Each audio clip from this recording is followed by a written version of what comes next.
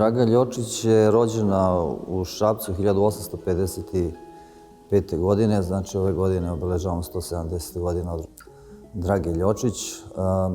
Rođena je u porodici srednjeg imovnog stanja, u suštini niže srednje klase. Njen otac Dimitrije Dima Ljočić bio je ovdašnji pekar i sa svojom suprugom Marijom imao je 5 dece, od kojih je Draga bila najmlađa.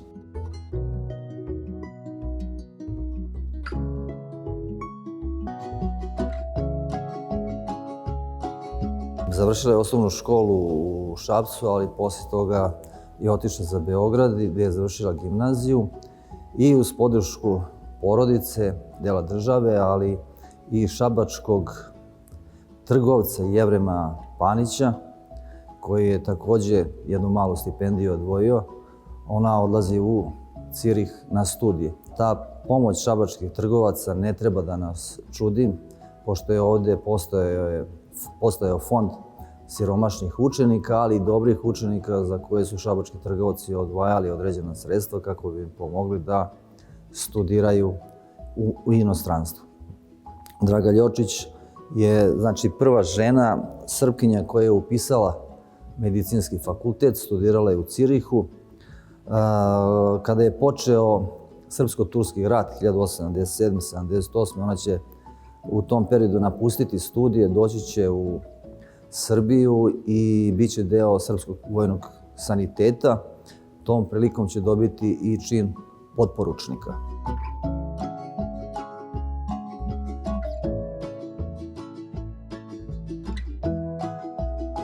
Vratit će se, završit će studije i odbranit će svoj diplomski rad sa najvišom ocenom. Kada se vrati u Srbiju, ipak je to 19. vek, ljudi ne samo u Srbiji nego u celoj Evropi nisu imali dovoljno razumevanja za žene koje su bile visoko obrazovane, tako da je ona dugi niz godina radila kao lekarski pomoćnik, iako su njene kolege, recimo lekari, muškarci, imali platu 2.500 dinara godišnju, ona je dobijala 2.000. Zbog svojih aktivnosti i želje da se izjednači sa svojim kolegama muškarcima, ona je često u nekoliko navrata pisala pismo Ministarstvu unutrašnjih poslova, pošto je ono u tom trenutku bilo nadležno za to da se njena prava kao lekara izjednače sa pravima njenih muških kolega.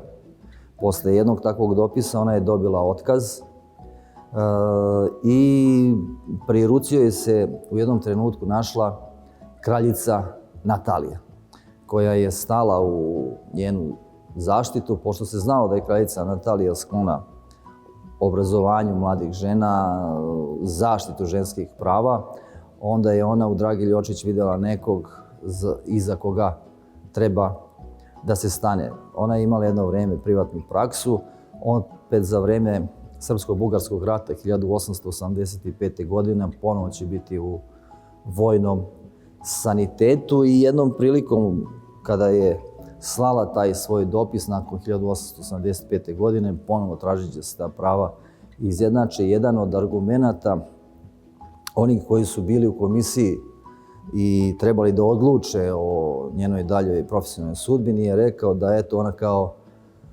žena ne može da bude deo srpske vojske ukoliko bi došlo do nekih većih sukoba, što je potpuno bilo besmisleno i ona tad već imala čin potporučnika srpske vojske.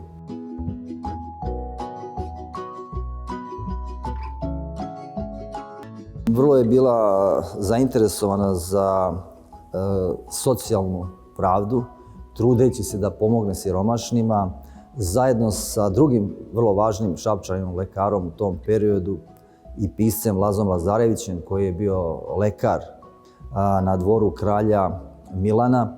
Zajedno su bavili zdravljem učenica ženske škole.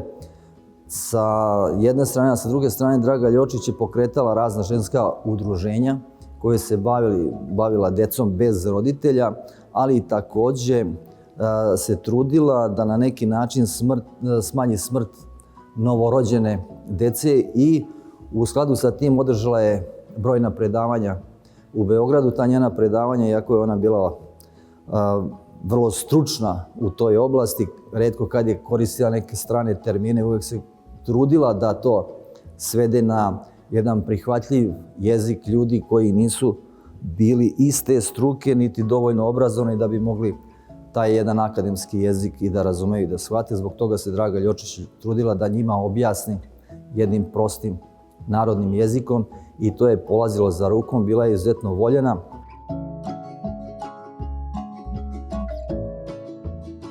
Udala se za Aranđela Miloševića Rašu, koji je bio novinar i bio jedan od prvaka radikalne stranke Nikole Pašića.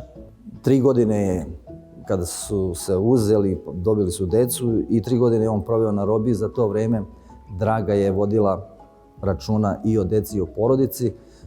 Jedna njena ćerka, njihova zapravo ćerka Radmila, je krenula stopama svoje majke i također završila medicinu u Cirihu. Ta na neki način socijalna borba Drage Ljočić možda i ne treba da nas iznenadi ako znamo da je njen brat Đura Ljočić bio vrlo blizak sa Svetozarom Markovićem i da je Svetozar Marković također jedno vreme kao student proveo u Cirihu i verovatno se ona tokom tih studija u Švajcarskoj pomalo inficirala tim socijalnim idejama za koje se zalagala ceo svoj život.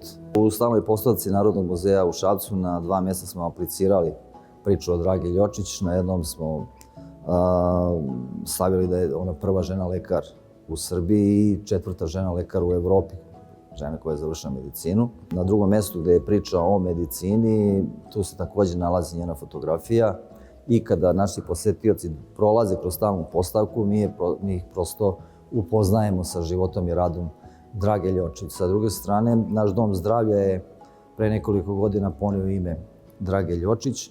Postoji i nagrada doktorka Draga Ljočić, ali je otkrivena i spomen bista koja je vezana za Dragu Ljočić.